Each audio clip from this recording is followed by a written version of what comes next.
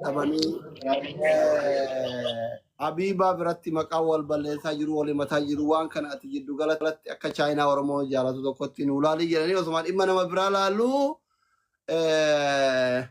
obboleettiin tenne ol baattee sooyyee biraa miliyoona 18 qaba paayileetiin Oromoo jette. Ana qaban jenne paayileetii Oromoo tokkotu ka biyya faranjii jiraatu miliyoona 18 qabaa jette. Dhugaadha moo achirraa eegallu.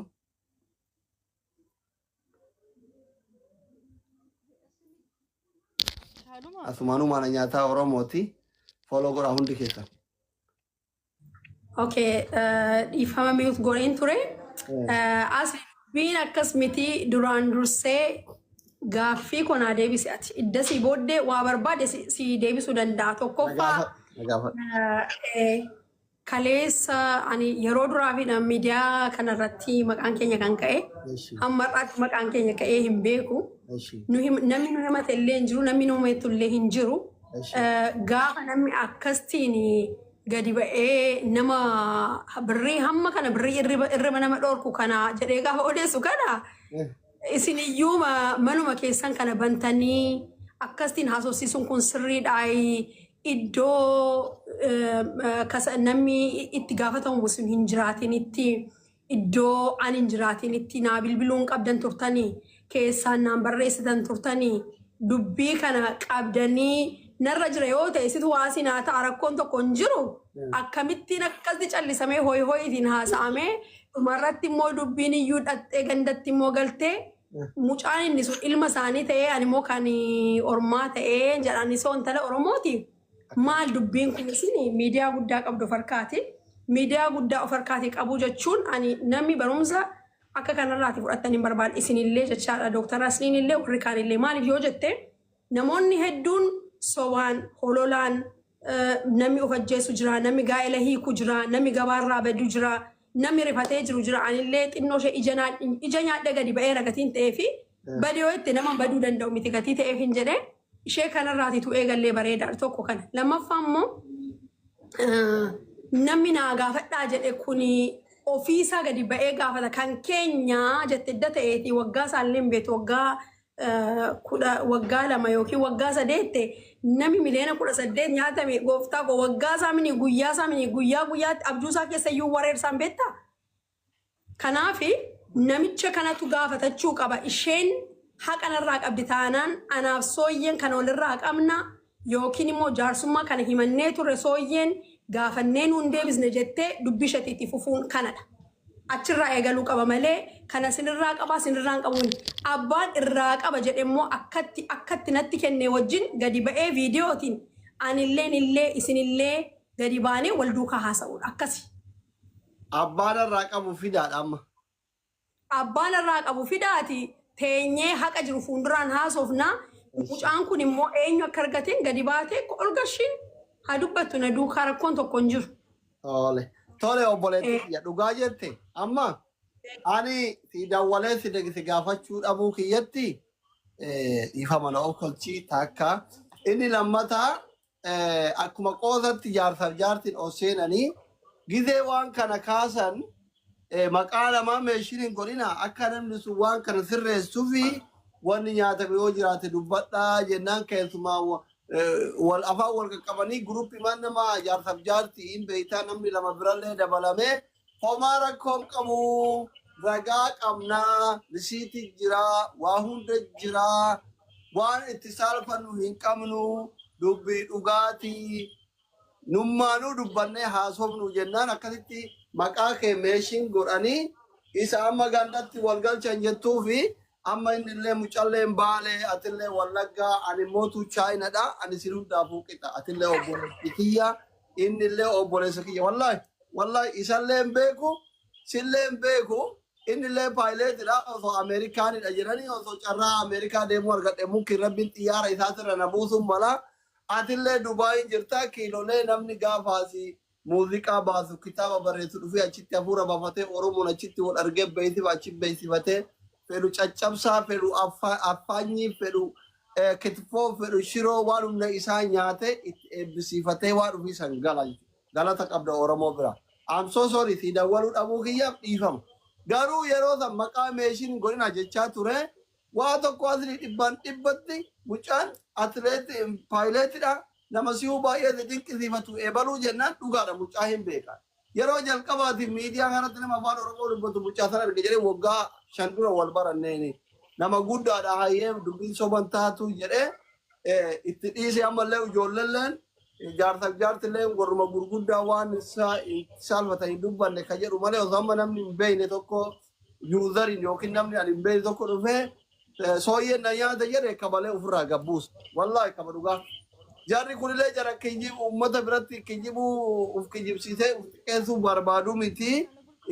Ka himatamellee guddaa ka himataa jirullee gurguddaa lamaantu harka chaayinaa gurraachaa bu'ee jedheetuma dhiise amma maqaa si balleessanu ati dhugaa qabaattu jarri dhugaa qabaatu warruma himata sirratti banne yoo wal fidee waliin si gahee hoo akkam jette kallattii kabajaan bareeda bifa disrespect waliin goonen jidduu keessanitti uummanni hin murteessaa anillee aga danda'e jidduutti baalaansi godhee dubbii keessa yoo isin ilaale osoo yeeti.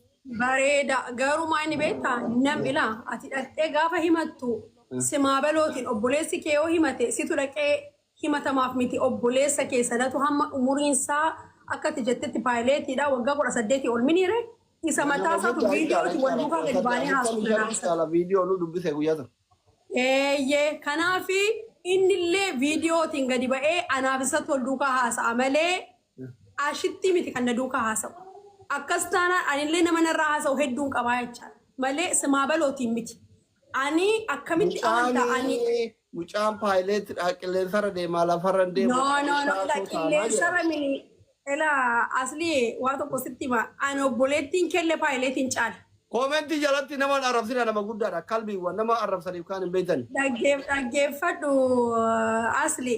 Kanaafi ani paayileetiidha jedhee namni tokko inshaallah paayileetii miti mootummaaf waaqaaf lafa walitti bushumaan ta'in si himatee jennaan abalu sin haqa qabataanaan an haqa koo qabadhee dhufeera fuuldura keetti yoo barbaade ani si qofatti erguu nan danda'a bara. Si galee garuu an si qofaan qulqullaa'uu hin barbaadu borganama darbaa darbarsa dhagaatiin wal dha'anii karaarraa wal maqsuun kuni narratti akka dhaabbatu gatii barbaadu inni gadi ba'ee dubbachuu qaba.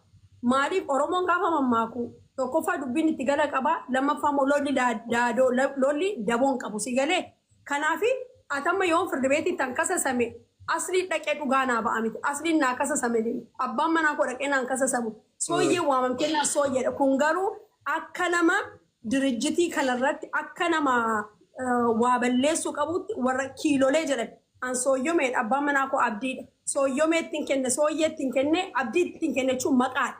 Si galee dirijjitiin garuu kan darbaa dabarsa darbu an hundeessitu haa ta'u malee kan keeti kan kooti kan uummata Oromooti. Si galee yoo balleessaan jiraate dogoggorri yoo jiraate irraa darbuu dandeessa. Kanarraan kan hafe garuu iddoo abbaan sun hin jirretti isheen xabaqaa miti. Xabaqaatiin haasofti taana anis xabaqaa qaba xabaqaa kootiin haasa abukaatooti. Akkana goona kan yoo ati ashitti wajjin ta'uun barbaanne abdiif mucaa walitti finna kaa. Maal rakkina qabare? Maal rakkina qabare?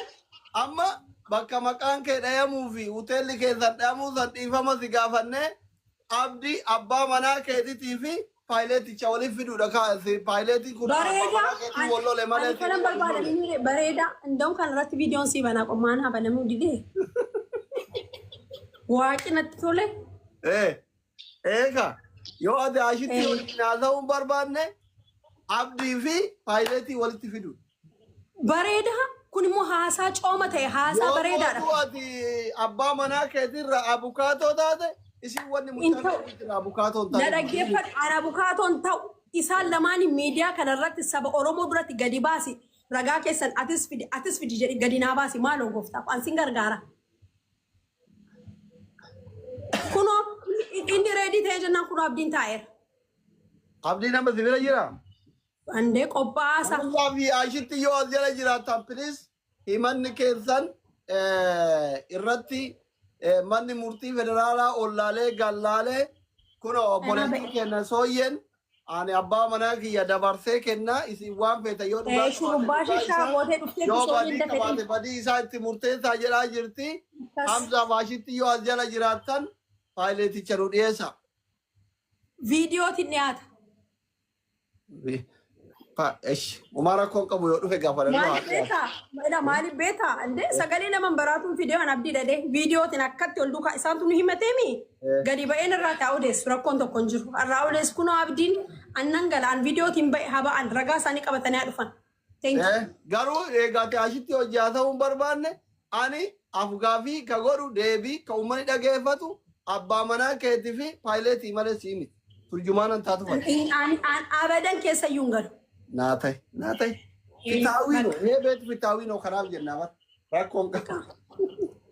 Ashittiif Hamza yoo as jala jiraattan. Ashittiif Hamza yoo as jala jiraattan koottatanii karaa ittiin paayileetii argannu nutti hima. Hamzaa fi Ashitti keessaa nama tokko galcha.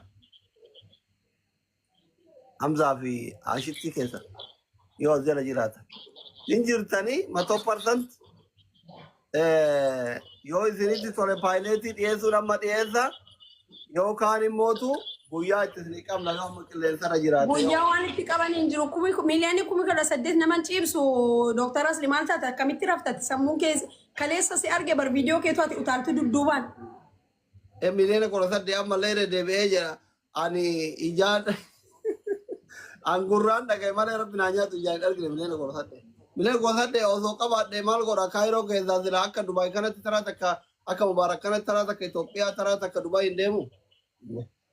Garuu maani beektaa waan tokko waa dhugaa sitti himu namni waan tokko san ilaalan akkamittiin dirijjitiin Oromoo akkamitti ilaa amma ati yoo mana qabaatte siif maatiin kee garaagaraa bira sii galee namni akkamittiin kan inni namarraati dirijjitii namaa gadi inni qabu maa jechuudha kun sirriidhaa jettee ilaaltaati meema angaaffis mataa akkamittiin dhuguma dhugaa dubbachuuf yoo ta'e sooyyee teennaati.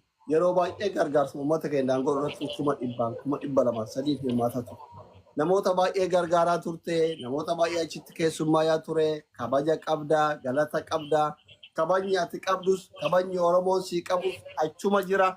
Birriin kunillee birri akka ijoollee kaawwanii karaa hannaatiin isin bira seenee miti. Yesiraa guddaa inoo dalagaaf walitti seentanii namni biizinasa waliin eegale takkaa hin kassara. Takkahin argata kanuma malee hannaami dhibbaaf dhibbatti ani waan hunda irra ga'eera atillee naa dawwalte hiriyoonni keessanillee naa dawwale waan kana keessa tawwada jiraa fi dhugumaan kassaranii san abbaa birrii abditti kennetu himata Hamzaan dhufeera. Obbo Hamza. Salaam alaikum. Wa alaikum salaam nagaa. Akkam jirtan fayyaadha. Nagaa obboleettiin teenya sooyyeen akka jettee himata narratti banamee ani abukaatorraa dhagayuu hin barbaadu. Anallee miti kanarratti banamee abbaa manaa kiyyaa abbicha abbaa manaa kiyyaa sanii fi abbaa mallaqa irraa qaba jedhe san walitti naa fidii. Abbaan manaa kiyyaa fi innillee anaa tokkomaa intala Oromooti lamaanuu obboleewwan kiyyaa an haadha ilmaanitti. Waan kana keessatti akka anaa fi bakkeen dalagaa kiyyallee manni kun mana kiyya malee kan Oromoo hundaati nama Oromoo rakkataa Oromooti qabu hundaa hafuura itti baafata. Maqaan waan kana keessatti akka hin barbaadu an abbaa manaa kiyya dabartee mana murtii federaalaatti kenneera. Abdii fi soddaa Hamzaa walitti fidii jette soddaan keessa dhufuu danda'a akkamitti argannaniitu xiyyaara yaabbatamu isan lafa dhumu. Isintu xayyaara yaabbatuu qaba jallee kafalluure akkiin jeeti. Sooyyee akkami nagaatillee fayyaadha. Akkam Hamza. Fayyaadha alhamdulillah. Akkiin jee waan kanarratti isallee gaafannee reedii ta'uu isaatiif yeroo inni firii ta'etti akkaataa ati amma itti kanatti irra bareedaa hubeeta akkaataani karaa sanitti inni hayyamamaa taanaan yeroo firii jirutti taanaan sanuu tiktok illee hin qabu akkaataan hanquba qabutti. Barbaachisaa taanaan dirqama wanni buufatee illee dhufee asitti akka dhufee waan kana ragaa jiruu fi maal akka jiruu fi yeroo akkam akka abdiin walitti dhufanii fi maal akka jiru wajjin yoo dhufee ibsanuu godhuudhaaf reedii ta'u taate gaafadheetiin waan jiru wanni godhannee beellamaan saa inni firii jirutti walitti deebinee karaa bareedaadha jeetii yaada karaan kun asii warri shamarranii lamaan asii dubbachuu fi dhimmi akkas ta'e osoo hin taane abbaa dhimmichaa lamaan yeroo dura walitti dhufanii fi maal walitti dhufanii fi agriimentii akkam waliin mallatteessanii fi maal akka jiru guutuu rasiinni maallaqni akkamitti dabree jaanii fi wannummaan kun eessa akka fe'ee as ga'etti karaa bareedaadhaan ibsa godhamuu qaba jeetii yaada. Kana gubbaan akkaataa inni natti himetti beellama guyyaa 29 kanaa'u biraa qabna minaan ja'a achitti himannaa kanaaf mana murtii achi akka dhiyaate irratti beellamni keenya boruma jechuudha guyyaan 29 gaa guyyaa 29 beellama qabnaa'u ja'a dhimma isaan irratti waan jiru waliin irra dhiyaanneeti waan kana jala deemu jira naan jee alaa kulli haalii amma akkaataa isin jettan kana karaa bareeda abbichi waan kana dhufee anis kana jee abraarraa bareedaa kannu bareedaadha wanti hundi beektaa ragaa wajjin jirti yaani ani waan kun si qaba afaan kee dammaan qaba gadi qabaa kunis ani baay'een nama kabajuu jaalladha haqa namaa abadan bira itti bu'uu mini biraan darbu dhageessa galaqab jalaqab waan isin jechuu barbaadu haadhi warraa keetii siifaadha warraa keetii dubbatee ati gatee jirtuu fi haadha manaa kee dhimma irraa kaasuuf hin qabu. An dheeraa baay'een kabaja. Utuu irraatii buute irraan gasha. Maaliif arrabsoo kanaaf digiriif maastarsiin barbaadu beektaa baalagee maddaggeema ta'uu malee. An dhugaa isin jedha arrabaan hin beekamu yoon qabaadhe nama nan gargaara. Yoon balleesse Oromoon irraa kafaluu danda'a. Garuu ani haadha lamaaniiti ijoollee koo agarteetti yoo ta'e ijoollee qaxaleen qaba. Boorganama riikardiin kun hundumtuu hin ta'a beektaa. Jireenya koo keessatti jireenya nama ajjeesudha kan kaleessan irratti dalagame jecha. Ati akka dhiiraatti utuu bilbiltee duukaa abbaa manaa keessa jettee wajjin haasoftee haqa jiru bartee jaarsummaa kana keessa Nasriin jira, Kiyaar jira, sheekota hedduu jira beektaa. Ani narraa dubbachuu danda'a. Atuun hin dubbadhu ta'e bareedaadha si galee. Isheen gaafa miiraan ol baatanii kana dubbattanii haadha kan ragaa qabaatanii gadi hin baanetti assaayimentii akkasii namaa kennu maaltu barbaachise namni kun qophaa'ee naa gaafadhaa isiniin jedhee firdibeetiitiin qabate taanaani firdibeetiin qabe dubbii jettemii firdibeetiin qabatee firdibeetiin maal rakka jiru innuu gadi ba'ee dubbachuu danda'a si galee.